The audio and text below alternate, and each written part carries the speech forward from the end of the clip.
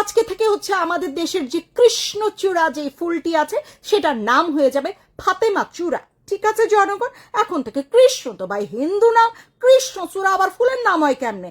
এইটি আইন করে যেন ফাতেমা চূড়া নাম রাখা হয়, সেটি জোর দাবি জানাচ্ছি। হ্যাঁ, জোর দাবি জানাচ্ছি। চলেন বাঙ্গু জাতিদের বক্তব্য মন্তব্য একটু একটু শুনানি, হ্যাঁ কি কি চাচ্ছে, আর মানে তারা যে আসলে দেশে যে কোনো একটা মানে কারণ দেখায় অস্থিতিশীল একটা অবস্থা তৈরি করতে চায়, এইটা হচ্ছে এই ভিডিওটা একদম সাক্ষী।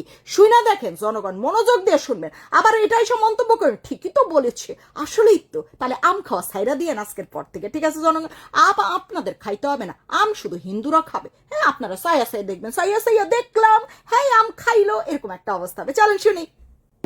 ফলের রাজা আমের দেশ, এবং বিশেষ করে এই মৌসুমে আমাদের বসন্তের মৌসুম থেকে শুরু করে জ্যৈষ্ঠ আষাঢ় এই সমস্ত মাসগুলোতে আমের ব্যাপক ফলন এই দেশে হয়, এবং আমাদের আম ব্যবসায়ীরাও ওলামায়ে কেরাম সহ নতুন তরুণ উদ্যোক্তারাও ব্যাপকভাবে আমের সারা দেশের মধ্যে ব্যবসা চালিয়ে যাচ্ছেন। তো সকলের দৃষ্টি আকর্ষণ করছে আমাদের দেশের আমগুলা বেশিরভাগ হিন্দু আনি নামে, যেমন গোবিন্দভোগ, গোপালভোগ, কালীভোগ, লক্ষণভোগ ইত্যাদি নামে। মূলত গোবিন্দ, গোপাল, কালী, লক্ষণ এগুলো হিন্দুদের দেবতা, এবং দেবতাদের সামনে যে ভোগ দেওয়া হয়, প্রসাদ দেওয়া হয়, সেটাকে ভোগ বলা হয়।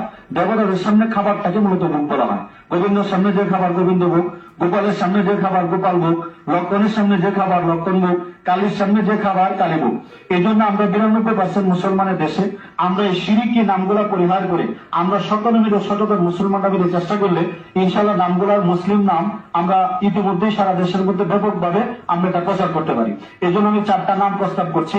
গোবিন্দ ভোগ না বলে এখন থেকে বলবো সুলতানি আম, গোপাল ভোগ না বলে বলবো জালালি আম, লক্ষণ ভোগ না বলে বলবো সম্রাট আম, কালী ভোগ না বলে বলবো নুরানি আম। আমরা যদি নিজস্ব ভাবে সবাই সবার পেজ থেকে, সবাই সবার ফেসবুক পোস্ট থেকে আমরা পোস্ট করি, এবং ব্যবসায়ী ভাইরা যদি আমরা এগুলো আমাদের ব্যবসায়ী পেজে পোস্ট করে বুস্ট করা হয়, আশা করি সারা দেশে ইনশাআল্লাহ ডাকতে ডাকতেই এর সময় ব্যাপকভাবে প্রচার হয়ে যাবে। দেখলেন তো দর্শক, কি প্রতিভা তাদের। মানে আমের নাম তাদের এখন পাল্টাতে হবে।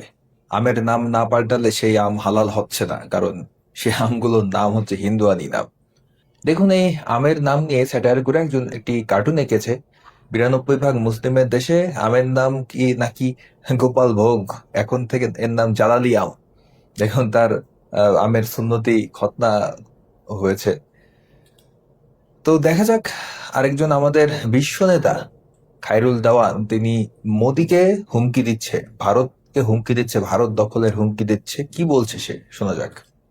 আশাই মোদি তোর সামনে